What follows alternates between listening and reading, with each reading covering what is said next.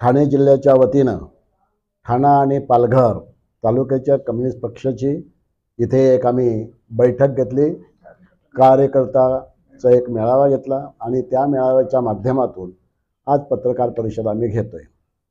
संपूर्ण भारतामध्ये बीजेपी जो कारभार चाललेला आहे 10 वर्षामध्ये, या 10 वर्षामध्ये सर्व सरकारी संस्था, इंडिपेंडंट संस्था बर्बाद केल्या आणि कुठल्याही सरकारी ज्या संस्था होत्या, ज्या कंपन्या होत्या, त्या विकायचं काम यांनी केलं। जनतेला न्याय देण्याच्या बाबतीमध्ये महागाईवर हे सरकार काय बोलत नाही, बेरोजगारीवर हे सरकार काय बोलत नाही, आरोग्यावर हे सरकार काय बोलत नाही, शिक्षणावर हे सरकार काय बोलत नाही।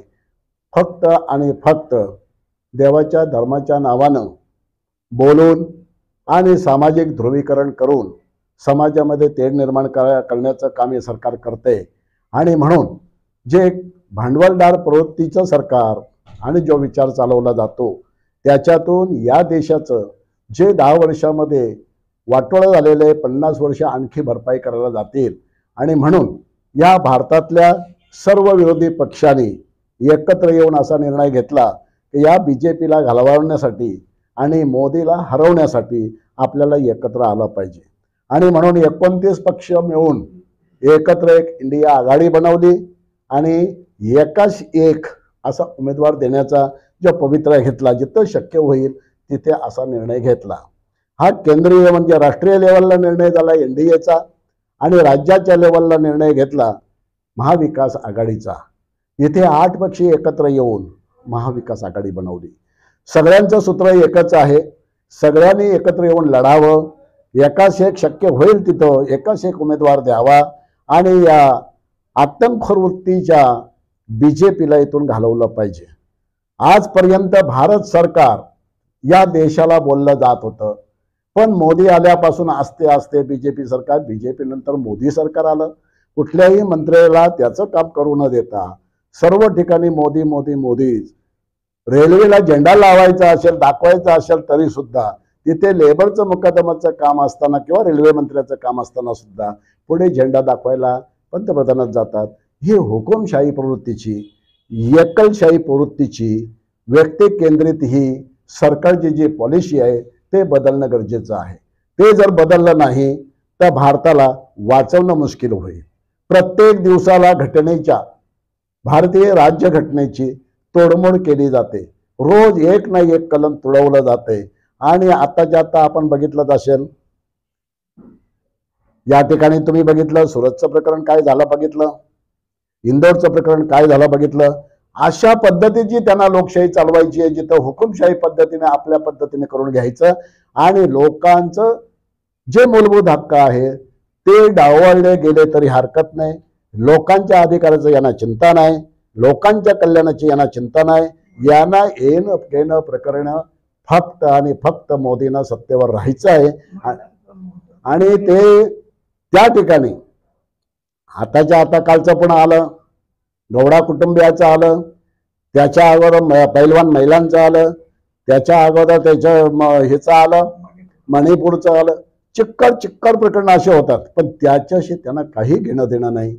आणि म्हणून या सरकारच्या विरोधी काम करण्यासाठी, याला घालवण्यासाठी, ह्या ब्रह्मराक्षसाला गाडण्यासाठी सर्व विरोधी पक्षांनी असा निर्णय घेतलाय। आणि तोच निर्णय बहुजन आपले ज्या महाविकास आघाडीच्या निर्णय राज्यामध्ये पण घेतला। आणि भारतीय कम्युनिस्ट पक्षाच्या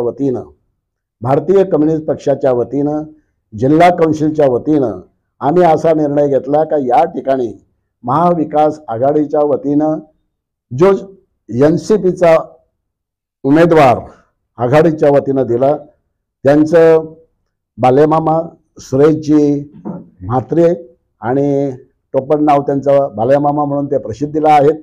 आणि म्हणून आम्ही भारतीय कम्युनिस्ट पक्षाने निर्णय घेतला आहे का सर्व तोपरीनं आपण आघाडीचा उमेदवार सुरेशजी म्हात्रे साहेब आणि बालेमामा यांनाच मदत करायचं आम्ही फायनल केलं आहे। आणि भारतीय कम्युनिस्ट पक्ष संपूर्ण जिल्ह्यामध्ये 23 भिवंडी लोकसभा मतदारसंघामध्ये पूर्ण ताकदीनुसार आम्ही त्यांना पाठिंबा देणार आहोत आणि त्यांचा विजयाचा मार्ग प्रशस्त करण्यासाठी भारतीय कम्युनिस्ट पक्ष पूर्ण ताकदीनुसार प्रयत्न करणार आहे।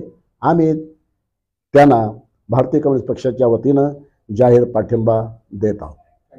और अंतर्राष्ट्रीय कामगार दिन और महाराष्ट्र दिन के संयुक्त इससे हमने आज ठाणे जिला के ये मतदार संघ के प्रमुख कार्यकर्ता का एक मेड़ावा आज हमने किया और उस मेड़ावा के अंदर ऐसा तय किए गए कि भिवंडी लोकसभा के अंदर आघाड़ी का जो उम्मीदवार है बाल्या मामा, उसको पूरी तरह से पाठिंबा, खाली पाठिंबा ही नहीं तो उसका प्रचार के साथ में उसको सपोर्ट करने का ये निर्णय हुआ। उसी निर्णय को बताने के लिए आज के ये पत्रकार परिषद हमने बुलाई है। हालांकि बहुत ज़्यादा चर्चा इस मेड़ावे में हुई कि हम जब आघाड़ी के साथ में है या इंडिया आघाड़ी के साथ में है तो उसके अंदर हमारा सोच बिल्कुल ये है कि इस 10 साल में बीजेपी सरकार, जिसको बार बार मोदी सरकार बोला जाता है, वो सरकार कई मामले में जो है वो पीछे है, लोगों को वो न्याय देने में कामयाब नहीं हुई है और इसके वजह से लोग, जो देश के लोग हैं वो परेशान हैं। इस देश का किसान लड़ रहा है, इस देश में कामगार लड़ रहे हैं, इस देश में महिलाओं के ऊपर अत्याचार बढ़ी वो लड़ रहे हैं। सारे लोग जो है इस सरकार से परेशान है और ऐसी सरकार हटनी चाहिए। इसके लिए यहाँ उनकी एक सीट कम हो, इसके लिए भिवंडी लोकसभा में हमने राष्ट्रवादी के बाल्या मामा को सपोर्ट करने का तय किया है। बिल्कुल हम तन मन धन से लगे रहेंगे और उनको जिता के लाएंगे। इसके लिए आज के मेड़ावे में ये निर्णय हुआ और उसकी जानकारी आपको हम दे रहे हैं। बाल्या मामा मात्रे, इनको भिवंडी लोकसभा क्षेत्र के अंदर भारतीय कम्युनिस्ट पक्ष का जन संगठना के अंदर का ठाणे जिले का अध्यक्ष होने के नाते सभी लोगों से, कार्यकर्ताओं से चर्चा करने के बाद में बाल्या मामा को जाहिर समर्थन देने का ऐसा हमने तय किया है। तो ऑल इंडिया यूथ फेडरेशन की तरफ से मैं उसे यहाँ पर जाहिर समर्थन देता हूँ।